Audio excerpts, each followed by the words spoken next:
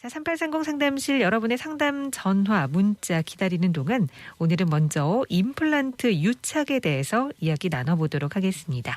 오늘 도움 말씀에 바른길 치과 정기룡 원장입니다. 안녕하세요. 안녕하세요.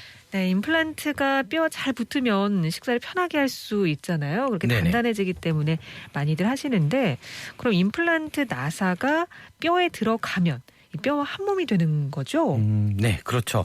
임플란트 나사라는 건요, 티타늄이라는 금속으로 만들어졌습니다.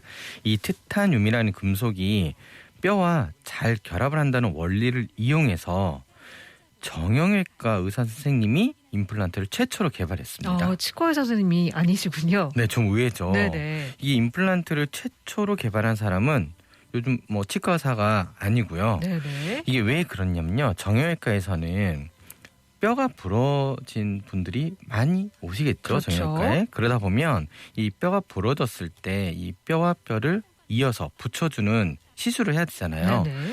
그러다 보니까 이때 사용하는 금속이 티타늄이라는 나사거든요. 네. 그래서 치과 의사보다는 정형외과 의사 입장에서 이 티타늄이라는 금속은 더 친숙했던 것 같습니다. 여하튼 이제 이런 티타늄 금속으로 만들어진 임플란트 나사가 뼈에 들어가면 뼈와 한 몸이 돼요. 잘 네네. 붙어요. 그래서 결합력이 굉장히 높습니다. 그래서 씹는 힘을 견딜 만큼 셉니다. 네, 임플란트가 티타늄이라는 금속으로 만들어진다고 얘기해 주셨는데 이게 뼈와 아주 잘 붙는다. 네네. 그런데 임플란트 나사라고 하시는데 모양이 나사와 비슷해서 그렇게 말씀하시는 건가요? 네, 최근에 나오고 있는 임플란트의 모양이 대부분 나사 형태입니다. 네네. 아무래도 일반적인 원기둥 모양이거나 이제 망사 형태라면 치아 하나가 빠져서 임플란트를 해야 하거나 아니면 뼈가 약간 무른 분들도 계시거든요. 네네. 이런 경우에는 임플란트가 뼈 안에서 꽉 조여지지 않을 가능성이 큽니다.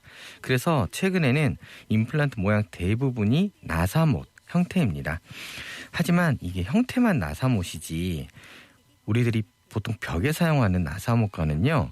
시간이 흐름에 따라서 양상이 많이 달라집니다. 벽에 조여놓는 나사못하고 뼈에 심어놓은 임플란트 나사못 형태만 본다면 그냥 네네. 비슷하게 생각하실 텐데 시간에 따라서 달라진다고요? 양상이 어떻게 달라질까요? 나사못을 벽에 조여놓으면 시간이 지남에 따라서 이 조여지는 힘이 점점 줄어듭니다. 맞아요. 이렇게 좀 느슨해지죠. 그렇죠. 그래서 이제 나사못을 다시 꽉 조이기도 하잖아요. 네네. 이건 나사못이 벽과 물리적으로만 결합되어 있기 때문인데요. 나사못에 물건을 걸거나 아니면 나사못에 걸린 물건을 집어들 때 나사못에는 계속해서 조그만 힘이 가해지고 이 힘이 결국 나사못의 물리적 결합력을 떨어뜨리는 것입니다. 네네. 이제 물론 임플란트 나사도 처음엔 물리적으로 뼈와 결합을 합니다. 꽉 조여지는 거죠. 그런데 일반적인 나사못과 다른 점이 하나 있는데요. 시간이 지남에 따라서 뼈와 화학적으로 결합을 한다는 것입니다. 임플란트 나사가 뼈하고 화학적으로 결합한다고 얘기해 주셨는데 진짜 한 몸이 되는 건가요? 이게 어떤 의미인 건가요? 네. 임플란트 나사가 심겨진 곳은 이 벽이 아니잖아요. 네네. 우리 신체인 뼈입니다. 네. 이 임플란트 나사 역시 벽에 심겨졌다면 물리적 결합 그걸로 끝이었을 거예요. 그런데 살아있는 뼈 안에 들어가 있는 임플란트 나사 주변에서는요.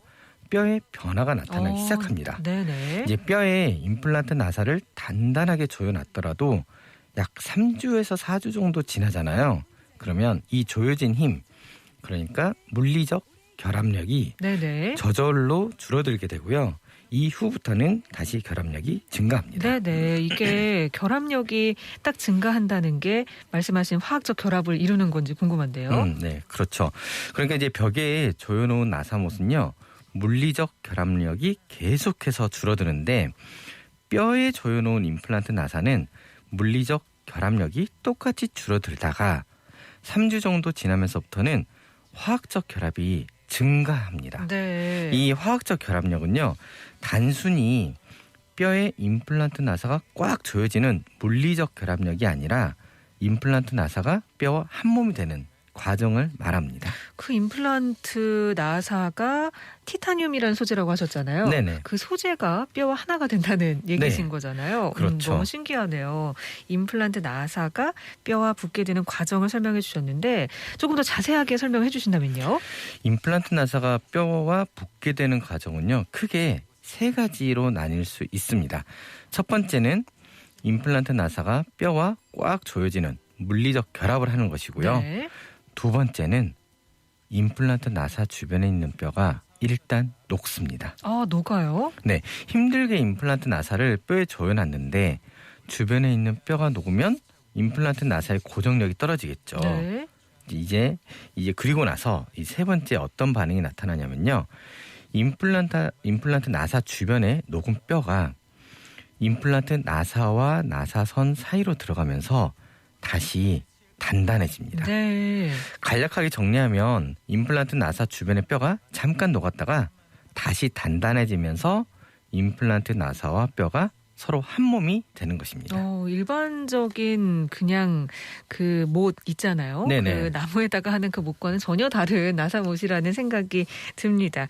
임플란트 나사가 이제 뼈와 한 몸이 되는 그 과정을 설명해 주셨습니다. 그런데 임플란트 나사를 뼈에 심어놓고요. 바로 보철 치료를 하지 않는 경우가 있잖아요. 네. 이게 임플란트 나사랑 뼈가 완전히 한 몸이 안 됐으니까 그러는 게 맞는 걸까요?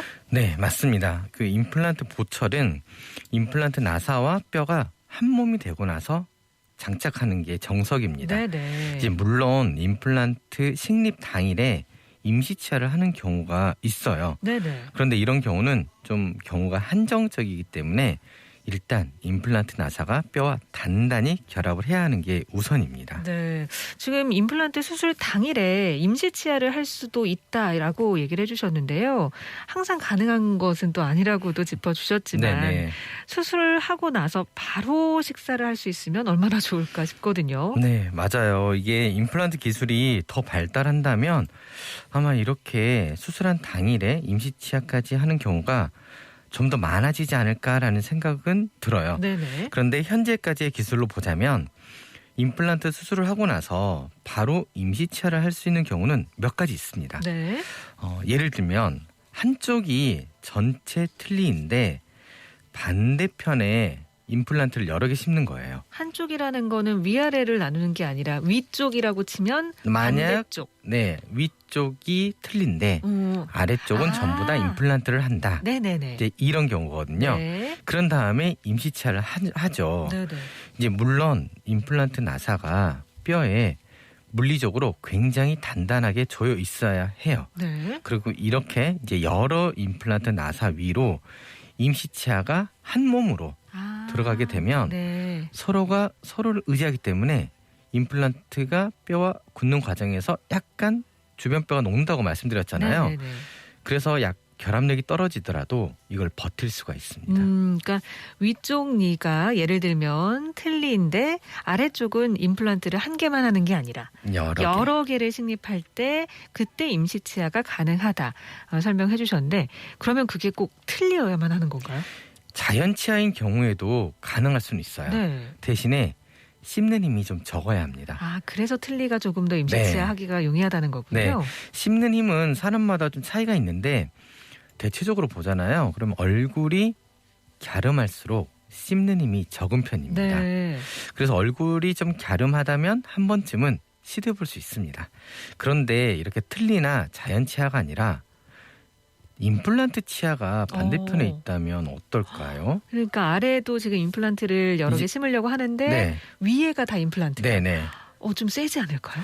그렇죠. 이럴 때는 현재까지의 임상 결과로 봤을 때는 정말 임시치아를 해서는 안 되는 그런 경우에 아예 뭐 들어갑니다. 예외도 없이 절대 안 되나요?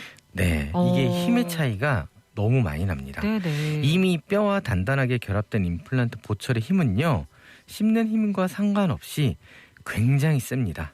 그래서 임시치아에 연결된 임플란트가 정말 여러 개 동시에 실패해버릴 가능성이 매우 큽니다. 네. 그래서 되도록이면 틀니가 반대편에 있으면 좀 좋은 것 같아요. 그렇군요. 그럴 경우에 임시 치아가 가능하다. 그렇다면 그렇지 않은 경우에는 이렇게 뼈가 붙는 기간을 어느 정도로 잡고 좀 기다리면 좋을까요? 보통은 2개월에서 많게는 6개월까지. 그게 사람마다 좀 다르더라고요. 그리고 사람마다 다르고 뼈의 질에 따라 다릅니다. 아, 뼈의 질. 어떤 분의 뼈는요. 임플란트 나사를 심기 위해서는 뼈에 구멍을 뚫어야 되잖아요. 네네. 치과에 있는 나사로 그 드릴을 열심히 해도요. 드릴이 정말 튕길 정도로 뼈가 너무 단단한 분도 계시고요. 그건 좋은 거죠? 아닙니다. 너무 단단해도 안 좋아요? 네, 골수가 너무 적기 때문에 안 좋고요. 어떤 분들은 드릴을 뼈에 살짝만 대기도 해도요. 대기만 해도 이 드릴이 푹 들어가는 경우도 있습니다. 네네. 네. 그렇게 좀 잇몸과 뼈의 상황에 따라서 임플란트가 들어갔을 때 이게 되게 한 몸이 되는 시간이 좀 걸릴 수 있고 네네. 덜 걸릴 수 있고 하다는 얘기시군요. 네네. 그렇다면 이외에도 언제 임플란트를 심고 바로 임시 치아가 가능한 걸까요? 대표적으로 임플란트 나사를 한 개만 심었다. 그러면 안 됩니다. 안 되는 경우가 많아요. 최소한 3개 이상 연속해서 심을 때 가능한 경우가 많아요. 임플란트 3개가 서로 연결되어 있잖아요. 네. 그러면 그 버티는 힘이 굉장히 셉니다. 하지만 이때도 마찬가지로요. 반대편에 씹히는 부분이 임플란트라면 절대로 해서는 안 됩니다.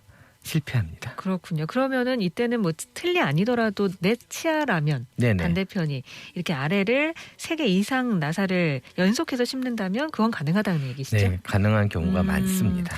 아, 참 이렇게 임플란트 하면서 기다리고 이렇게 발치하고 이렇게 하면서 시간적으로도 되게 굉장히 고민하시는 분들 많이 계신데요. 여러 가지 상황에 대해서 잘 또 설명을 해주셨습니다. 이게 착 한 몸처럼 착 잘 붙어서 바로 임플란트가 잘 되면 너무 좋을 텐데요.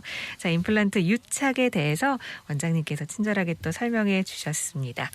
3830 상담실 오늘은 치과질환 전반에 걸친 여러분의 궁금증 해소해봤습니다. 그 전에 임플란트 유착에 대해서도 원장님과 이야기 나눠봤고요. 지금까지 도움 말씀의 정기룡 원장이었습니다. 오늘 말씀 고맙습니다. 수고하셨습니다. 네.